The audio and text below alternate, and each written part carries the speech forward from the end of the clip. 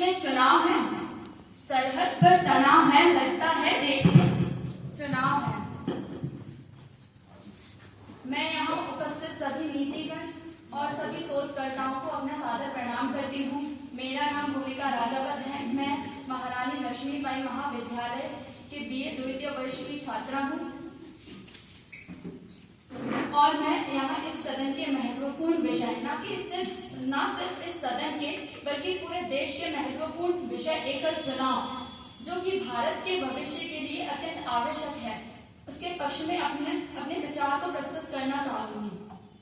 एकल चुनाव, जिसका अर्थ एक राष्ट्र एक चुनाव से है।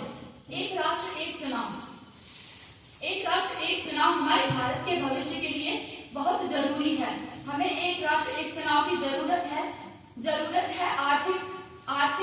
आर्थिक विकास के लिए, जरूरत है संसाधनों की बचत के लिए, जरूरत है जनता के मानसिक तनाव को दूर करने के लिए और जरूरत है एक अच्छे शासन को सुनिश्चित करने के लिए। हाँ, एक अच्छे शासन को सुनिश्चित करने के लिए, क्योंकि 2017 की नीति आयोग की रिपोर्ट के अनुसार हमारे देश के किसी न किसी हिस्से में हर वर्ष कोई न कोई चुनाव होता ही है, जिस कारण से सरकार हमेशा ही चुनावी मोड में रहती है, जिस वजह से हर राजनीतिक दल आने वाले चुनाव को लेकर जनता को लुभाने के लिए कोई न कोई नीति बनाने में लग जाता है और सरकार का ध्यान उन नीतियों से हट जाता है जिनमें राष्ट्र का हित होता है।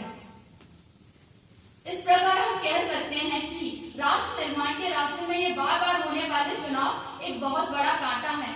हाँ, क्योंकि यूएन की अभी हाल ही में आई एक रिपोर्ट के अनुसार भारत आने वाले समय में विश्व की सबसे बड़ी राजनीति बना रह सकता है। मैंने कहा, भारत आने वाले समय में विश्व की सबसे बड़ी राजनीति बना रह सकता है, मगर भारत को इसके लिए उसके रास्ते में आने वाली रुकावटों को कम करना पड़ेगा, जिनमें से सबसे बड़ी रुकावट बार बार होने वाले चुनाव है।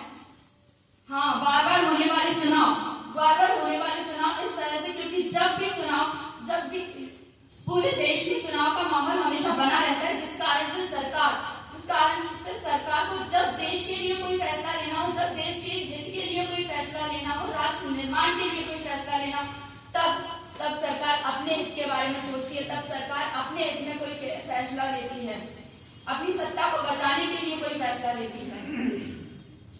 मैं उन लोगों से पूछना चाहूंगी जो लोग कहते हैं कि लोकतंत्र में छोटा मोटा खर्चा चलता है, तो आप बताइए, क्या हर वर्ष जब भी चुनाव होते हैं उनमें 4 से 5 हजार करोड़ रुपए का खर्चा आता है? क्या ये छोटा मोटा खर्चा है?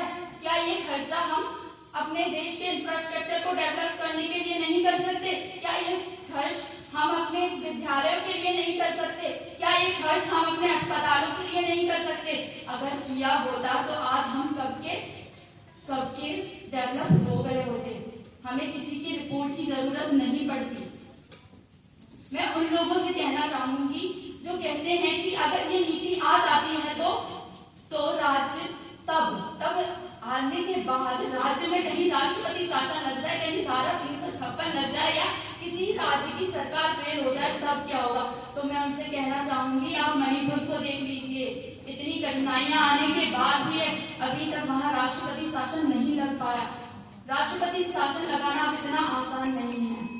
माना हमसे पहले गलतियां हुई हैं